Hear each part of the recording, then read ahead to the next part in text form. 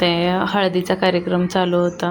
Mummy अगोदर हळद लावून घेतली, आहेर वगैरे करून घेतली तिने. कारण आमच्याकडं बहीण ही भावासाठी शाल पांघरते, तर ती शाल आणि आहेर माझ्या 2 नंबरच्या बहिणीने आणली होती, पण तिचा मुलगा अजिबात काही करू देत नव्हता. त्याच्यामुळं मम्मीने आहेर केला आणि हळद लावला. नंतर मग मी आणि दीदी म्हणजे माझ्या मावस बहीण दोघीजण एकदाच हळद लावायला लागलो आहे. कारण खूपच पाहुण्यांना हळद लावायची होती. पाहुणे हळद लावणार होते नवरा नवरीला, अजून लावायचे होते भरपूर. त्याच्यामुळं मग आम्ही पटापट म्हणलं हळद लावून घ्यावी.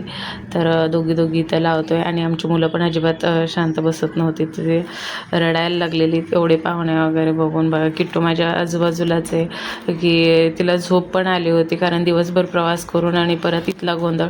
तर आणि माझ्या बहिणीची पण मुलगी तर तशीच करत होती आणि मुलगा पण तिचा तसंच करत होता, रडायला लागलेला.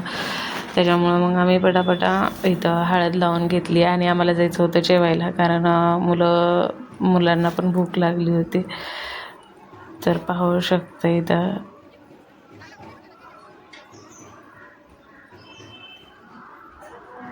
हा अजिबात तिला हळद लावू देत नव्हता. कसं किती रडत होता आणि मम्मीकडेही जात नव्हता माझ्या आणि आमच्याकडं कोणाकडेही येत नव्हता. कारण कसं लहान मुलांना इतकं गोंधळ, आवाज वगैरे त्यांना सहन पण होत नाही आणि किरकिर वाटते. तर काही इथं हळद लावून घेतली आणि ही हिरव्या साडीची आहे ना, ती माझी मावशी आणि तिच्याच मुलाचं लग्न होतं आणि ही माझी आजी आहे. तर आजी म्हणते माझी नको, माझा व्हिडिओ करू नकोस, मला खूप लाज वाटते. तर आजी, मावशी मुलगी सगळेजण आम्ही इथे जेवायला बसलो होतो.